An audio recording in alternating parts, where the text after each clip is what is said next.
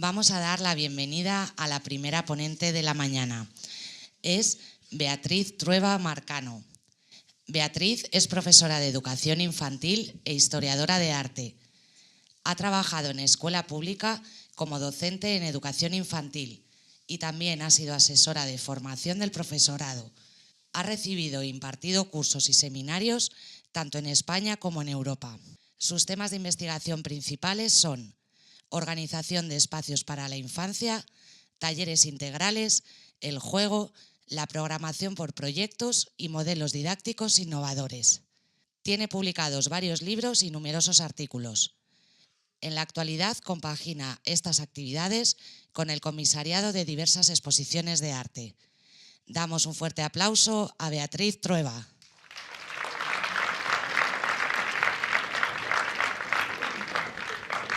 Hola, ¿se oye? Pues buenos días a todos y a todas.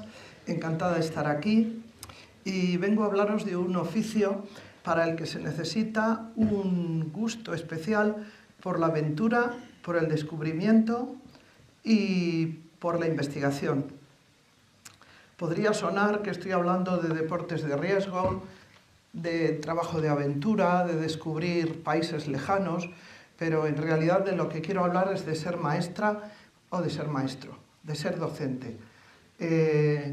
Suena extraño porque podéis pensar, pero no es muy rutinario ser docente, no es hacer todos los días lo mismo, no es dar clases una y otra vez. Pues no, depende de la opción que cada uno tenga y de lo que uno elija. La gran diferencia de algunas profesiones como esta, de ser maestro o maestra, con otras, es que estamos con personas individuales, como sois cada uno de vosotros y de vosotras, y la trayectoria de un docente es llegar... A mí no se me ha caído nada, y llevo 4 cosas. Pero bueno, es poder llegar a conectar con los intereses y las ideas de cada uno de los alumnas y alumnas con los que uno está y pasa el día a día. La decisión, yo soy de educación infantil por decisión propia, he sido profesora en la escuela pública y lo primero que tendría que deciros es por qué elegí esta profesión.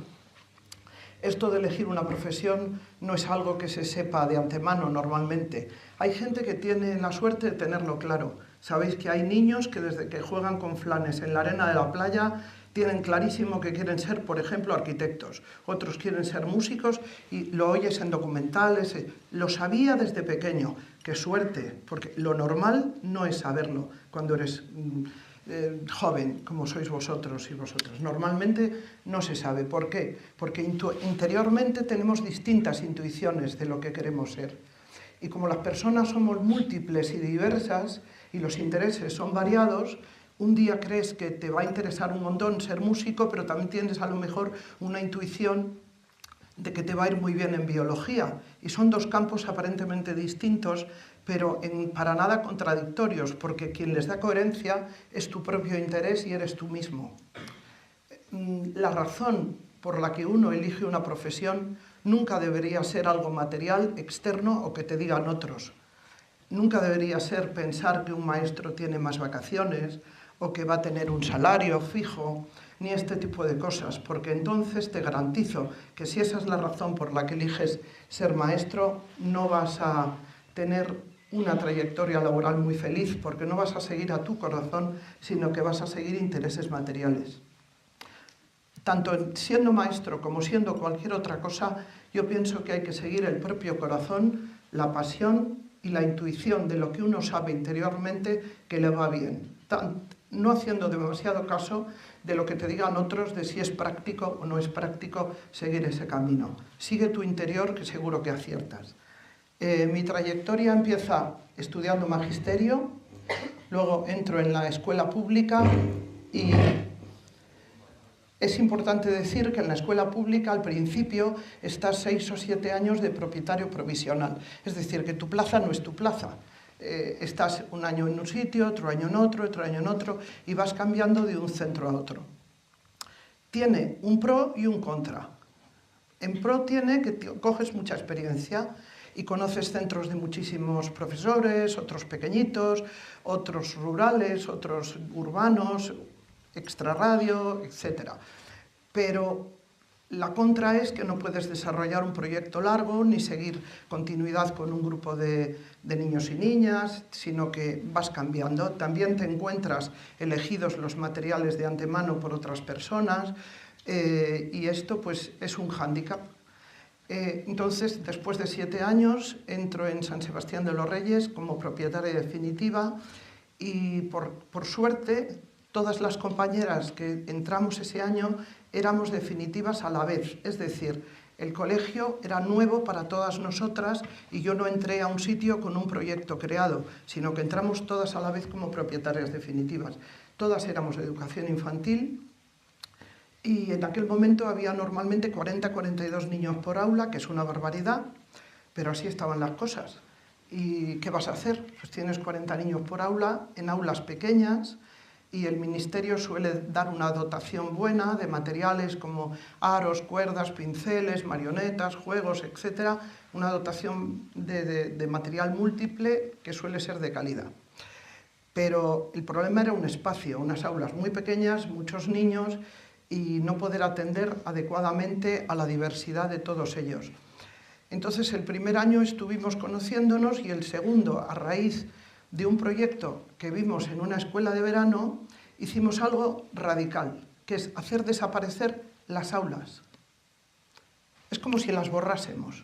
Suena muy fuerte decir cómo desaparecer las aulas, si borrarlas de un plumazo. O sea, era un proyecto arriesgado, es una de las cosas que tiene nuestra profesión, donde también hay que ser a veces un poquito valiente, y dijimos, bien, ¿qué hacemos? Juntamos todos los materiales que teníamos juntas, todas nosotras, y agrupamos cuerdas, aros, pelotas, alfombras en un aula que se llamó taller de motricidad, donde no había mesas y sillas.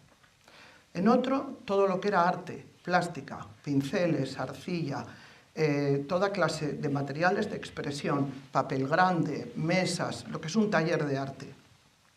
Otro, naturaleza, observación y experimentación, con imanes, burbujas, agua, juegos de experimentación de material físico, poleas, catapultas, también pájaros, alguna gallina, tuvimos en un momento dado en el exterior, huerta, todo lo que era un taller de experimentación y naturaleza. Y otro para todo lo que era investigación de lenguaje, cuentos, poesía y juegos matemáticos. Entonces, ¿qué hacíamos? Rotábamos a lo largo del día, durante un tiempo, hacíamos una rueda y íbamos por todo el centro. Esto a lo largo de los años íbamos viendo que tenía muchísimas ventajas. Los niños y niñas se apropiaban de todo el centro. No iban a su aula con su profe. Las profes, el grupo no perdía a la profe. Yo iba con mis niños y niñas, mis compañeras igual, íbamos rotando por todos los talleres a lo largo del día. Eso daba una riqueza enorme de posibilidades, de diversidad, de opciones que no teníamos en un aula para nada, claro. Pero lo que intuitivamente eran ventajas materiales y pedagógicas se convierte en la necesidad de darle un cuerpo teórico, porque la mayoría de padres y madres estaban encantados, pero también había críticas y también hubo gente que decía quizá experimentan como conejos de India con los niños, cosa que no era así, porque somos profesionales y no estamos locas, entonces no estábamos haciendo ningún disparate ni ninguna inseguridad. Pero la gente cuando ve aquello, y por supuesto sin libros de fichas, los libros de fichas y los libros de texto no son necesarios. Esto es muy revolucionario decirlo, pero es completamente cierto. El libro de fichas se crea por una editorial para beneficio económico de quienes lo realizan y con una intención didáctica determinada. Pero cuando tienes un proyecto propio, tú tienes el tiempo para desarrollar un proyecto libre con niños y niñas sin necesidad de apegarte a un libro de texto, basado en sus intereses y en sus necesidades y en sus ideas previas. Entonces, a partir de ese momento, yo solicito una beca, que se llama Licencia por Estudios, que ofrece el Ministerio de Educación a quien la pida, y no es muy difícil que te la concedan, y durante un año Estudié muchísimo, yo creo que como nunca en mi vida, para fundamentar aquello que habíamos visto, que era socializar un centro, perder el aula como espacio propio y hacerlo común. Entonces, bueno, pues tuve que leer a muchos teóricos, teórico-prácticos, conocí experiencias, las busqué en España, viajé, fui a ver a mucha gente que tenía experiencias parecidas, unos seguían con el profesor el taller, otros no, había opciones muy diversas, y bueno, de ahí hice una investigación formal que se llamó Talleres Integrales en Educación Infantil. Años después, tuve la opción de hacer una asesoría de educación infantil, que es otra posibilidad que también ofrece el Ministerio. Estuve aquí en Majadahonda trabajando en el Centro de Profesores, que quizás sabéis lo que es un centro para la formación permanente del profesorado, y la función que tienes es ocuparte de ofrecer formación innovadora para tus colegas, o sea, para mis compañeros y compañeras de educación infantil. También no solo para organizar jornadas, seminarios, conferencias, sino también para ir a las aulas, a personas que quieren dar un salto adelante, hacer algo innovador, hacer un cambio radical, estar con ellas, darles un soporte, si quieren montar rincones, talleres, estar ahí para ayudar, ¿no? Para mí ha sido muy beneficioso el estar en la asesoría porque he extrapolado en lo que es conocer mi espacio de aula propio, mi colegio, por decirlo así, a ver un panorama en mapa de lo que son los centros de la zona, ¿no? Entonces, Majadahonda en aquel momento era una circunscripción que llegaba hasta la Sierra Madrileña, con lo cual he visto una variedad enorme de tipos de centro, tanto rurales como no rurales, públicos, privados, concertados, y eso te da una riqueza de puntos de vista. Luego he seguido trabajando con niños y niñas, tanto en escuela como en educación no formal, en talleres de títeres, de libros desplegables, en bibliotecas, en ludotecas, etc. Después me he jubilado y sigo trabajando en formación, escribo libros, hago artículos y pienso que nuestro trabajo es apasionante, depende de cómo te lo tomes.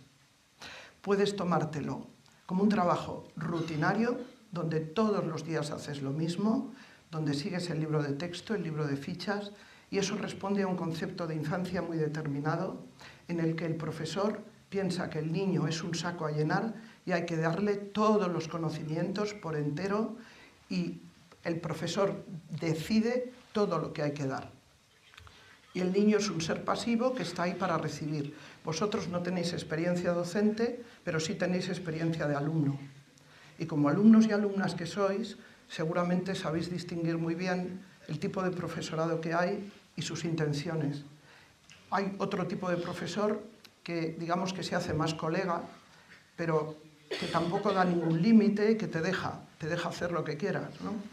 Y hay otro tipo de profesorado que tiene otro paradigma en el que piensa que niños, niñas, alumnos y alumnas, y no estoy hablando solo de educación infantil, sino de cualquier etapa educativa, todos somos distintos, tenemos nuestros propios intereses y el profesor tiene en su función la misión de conocer a cada uno y cada una en los intereses que tiene colectiva e individualmente para conectarse a ellos dándoles riqueza y potencia. Es decir, que si yo sé que a un niño le está interesando mucho un típico tema de un proyecto, por qué unas arañas pican y tienen veneno y otras no, es un tema apasionante para investigar juntos.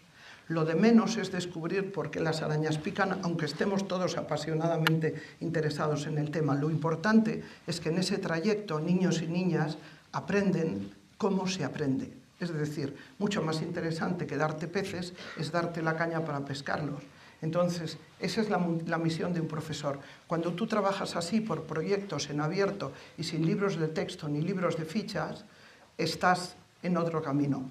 Me temo que tengo el tiempo justo para un vídeo, ¿correcto? Vale. Perdonad. Como siempre, hablo mucho.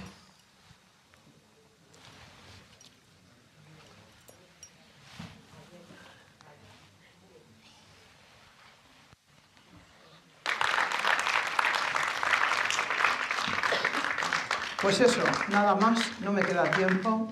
solo deciros que en la vida sed abanicos y no solo si elegís ser maestros o no, sino elijáis lo que elijáis, no tengáis miedo, seguir vuestro corazón, vuestra intuición, y si elegís el camino de estar con la infancia, pensad que los niños, las niñas, los alumnos, mayores, chicos, medianos, merecen un respeto, una consideración, una escucha, y que el verdadero profesor se une a sus intereses y los enriquece para documentarlos. No dejéis de estudiar porque es lo que nos da fuerza ante los tecnócratas que tienen el otro paradigma. Muchas gracias.